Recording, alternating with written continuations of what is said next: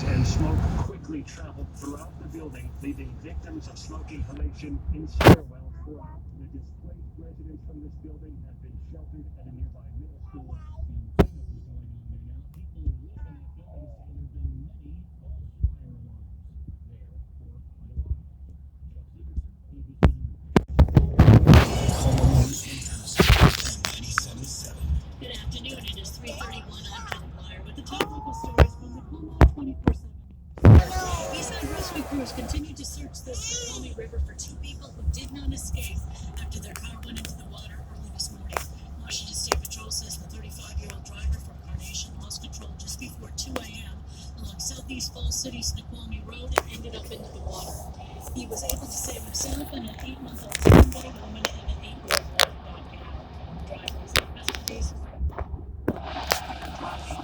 A homicide suspect is dead after he allegedly shot and killed his girlfriend in Pierce County early this morning.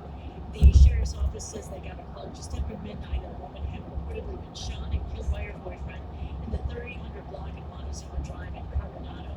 Sergeant Derek Moss says deputies saw the suspect driving off and filed a tip. Luckily, a homicide in their jurisdiction right now. Sheriff's deputies got behind that vehicle, were able to stop it, and there were shots fired.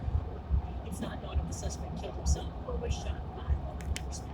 Vancouver officers shot and killed a man who they said was armed with a knife as they were responding to a disturbance call overnight. Someone called 911 just after midnight Saturday night to say a male acquaintance was inside the home armed with knives. They were all locked in their bedrooms and they believed he had started a fire inside the home.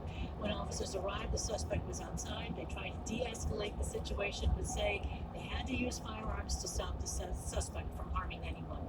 4 officers involved are on leave. The incident is being investigated. We're still waiting for a couple of passes to reopen today, but when they do, it sounds like it will be only for freight traffic. The general public will have to wait longer. Como 4's Mo Hyder went to North Bend yesterday to find many drivers patiently waiting for word on when I-90 will reopen. Drivers here parked along I-90 near North Bend have been waiting for the green light since Snoqualmie Pass has been closed for days.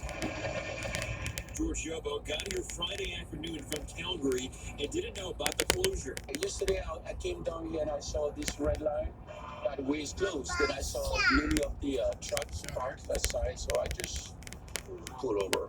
And he's happy to hear about the possibility of it opening back up Sunday. It's not really comfortable to be there and doing nothing, and I'll be really glad to move away from here. WashDOT officials say crews have been working around the clock trying to clear out Again, we were dealing with Mother Nature that kind of took control of what we can and couldn't do. Now that things in the weather have stabilized and we've been able to get in there and do avalanche control work, it's just a matter of cleanup again. The closure hasn't only affected truck drivers. Jason Johnson has been staying at this hotel in North Bend since Thursday because he can't get home to Cle Elum. Had this not been here, we didn't have a plan. I'm sure many people like that. I feel we kind of just lucked into it, I guess. So I can't say we planned, but we just kind of got lucky. While he's thankful to have a place to stay in the meantime, he feels the need to get home soon. We're ready to get back, ready to kind of, a lot of the huge stress of it's not so much being here as wondering what's happening at your home there. You know, you can see that our neighbors are all having a real hard time getting the snow out of the way. And that is Como 4's Mo Hyder reporting. Como News time is 3:34. Let's check on our roadways and the passes. Evan Smith has the latest in the Dubin Law Group Traffic Center.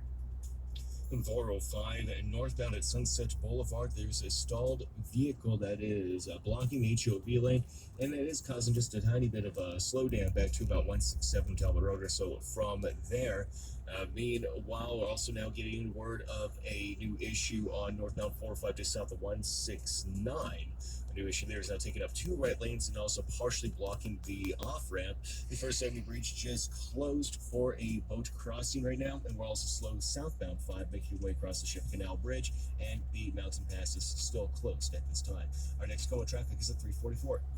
Theron Zahn has our 1530mortgage.com weather forecast. Throughout the afternoon, we're going to keep it partly cloudy and temperatures today mid to upper 40s. I got dry weather for today and tomorrow. It's going to be a chilly night ahead as we drop down to the, we'll call it upper 20s to lower 30s in many places, but mostly sunny skies on Sunday. Showers return on Monday. In the Como, this is Theron Zahn, Como News. Sunny skies, 50 degrees right now in Seattle. So much rain and snow in such a short period of time has really ratcheted up the threat of landslides across western Washington. In Magnolia, a landslide knocked a home off its foundation and trapped a man inside. That man is now out of the hospital. KOMO 4's Suzanne Fawn gives us a closer look at the trouble landslides are creating across our region. To see the damage a landslide did to this home on Perkins Lane in Magnolia.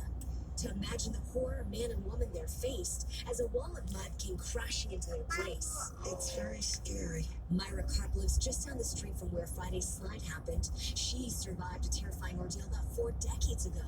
A wall of mud and debris slammed into her home and the house right next door. I was very lucky. It came down and across the street and wiped out the car that was parked next door and came as far as my kitchen door.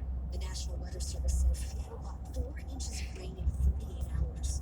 All that water plus the snow and snowmelt wreaking havoc across our region. It was just a lot of water all at once that was trying to go through the soil, and as water drains through, it loosens things up, which makes the area more prone to landslides.